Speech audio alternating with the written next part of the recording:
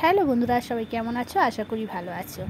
আজকে একটা দুর্দান্ত রেসিপি নিয়ে চলে এসেছি, ট্যাংরা মাছ বেগুন দিয়ে ঝোল। তো তোমরা এটা করে দেখো, অসাধারণ খেতে লাগে। দেখো আমি বেগুনগুলো এরকমভাবে কেটে নিয়েছি, কেটে সব গুছিয়ে রেখে দিয়েছি। আর এটা হচ্ছে দেশি ট্যাংরা মাছ, খুব সুন্দর খেতে। তোমরা একটু ট্রাই করো, আর প্লিজ ভিডিওটা কেউ স্কিপ করো না। আর এখানে টমেটো, দুটো শুকনো লঙ্কা, কাঁচা লঙ্কা জলে নুন দিয়ে সিদ্ধ করে নিয়েছি। দেখো পুরো ভাপে একদম ক্যামেরাটা হয়ে গেছে। আর ট্যাংরা মাছগুলো এরকম লবণ হলুদ দিয়ে মাখিয়ে রেখে কিছু কিছু করে ভেজেছি। এই যে ভেজে তুলে রেখেছি। এগুলো হচ্ছে দেশি ট্যাংরা মাছ, তাই এগুলো ছোট ছোট, কিন্তু খেতে খুবই ভালো আর খাওয়াও খুব শরীরের পক্ষে উপকার। আর ট্যাংরা মাছগুলো এরকম দেখো তেল দিয়ে অল্প অল্প তেলে দিয়ে ভেজে রেখেছি। আমি দূরে দাঁড়িয়ে আছি আর ভিডিওটা জুম করে করেছি, কারণ ট্যাংরা মাছ হচ্ছে প্রচুর ফাটে।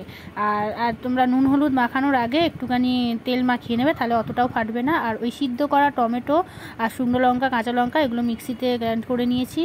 আর মাছগুলো ভালো করে এরকম করে ভেজে তুলে রেখেছি। আর আজকে হবে একটু টক ডাল, তো আম দিয়ে ডাল, এই সময় খাওয়া শরীরের পক্ষে উপকার, সেটাও দেখিয়ে দিলাম। আর কড়াইতে দিয়ে দেবো এবার তেল দিয়ে দিলাম। তেলটা ভালো করে গরম হয়ে গেলে,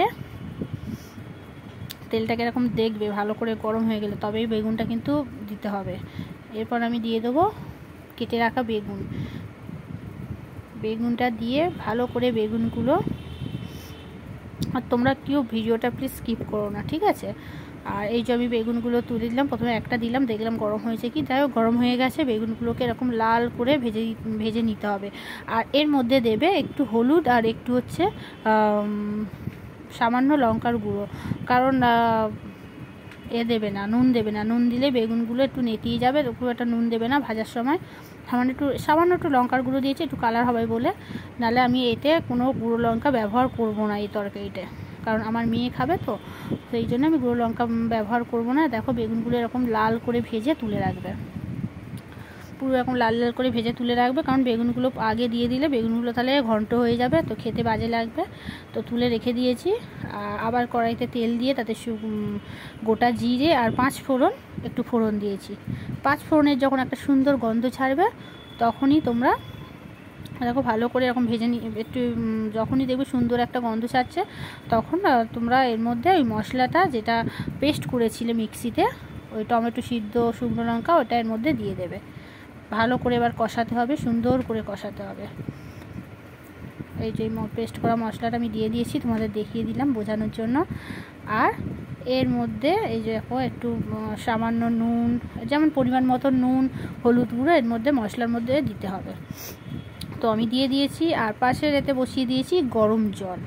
এই গরম জলটায় এর মধ্যে মশলাটা যখন কষিয়ে তেল ছেড়ে আসবে, তখন আমি গরম জলটা এর মধ্যে দিয়ে দেবো। দেখো মশলাটা কষানো হয়ে গেছে, তেলও ছেড়ে এসেছে। তো আমি এবার এর মধ্যে গরম জলটা দিয়ে দেবো। আর এতে আমি বেশি তেল ইউজ করিনি, কারণ বাচ্চা মেয়ে খাবে, তো আর এই গরমের সময় বেশি তেল না খাওয়াই ভালো। তোমরা হয়তো ভাববে বাবা অল্প তেলে রান্না করছে, তো একদম না। তো এই গরম জলটা দিয়ে দিয়েছি। গরম জলটা দিয়ে এবার ভালো করে ফোটাতে হবে, যেন টকবক টকবক করে ফোটে। এটা কিন্তু দারুণ টেস্ট। আমার মেয়ে তো ভীষণ ভালোবাসে। দেখো একদম টকবক টকবক করে ফুটে গেছে। এবার এর মধ্যে দিয়ে দেবো আমি ভেজে রাখা ট্যাংরা মাছটা। এই যে দিয়ে দিলাম এর মধ্যে ভেজে রাখা ট্যাংরা মাছ দিয়ে এবার টকবক করে ফোটাবো।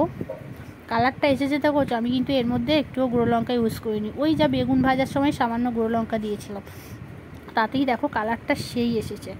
এবার দিয়ে দেবো ভাজা বেগুনগুলো, এই সব দিয়ে দিলাম। দারুণ টেস্ট। আমার সত্যি কথা দেখে এখনই এডিট করছে, আমার দেখেই খেতে ইচ্ছা করছে। তো তোমরা একটু ঘরে ট্রাই করো, দারুণ খেতে লাগে। আর এটা হেলদিও খুব একটা, যে আমি মশলা দিয়ে করেছি তা না, একে তো পেঁয়াজ আদা রসুন ট্যাংরা মাছে দেয় না। যাই হোক রেডি হয়ে গেছে আমাদের ট্যাংরা মাছ বেগুন দিয়ে ঝোল। ভাতে গরম ভাতে খেয়ে দেখো, দারুণ লাগে। Thank you. ভিডিওটা ভালো লাগলে লাইক কমেন্ট শেয়ার করে দিও। Thank you.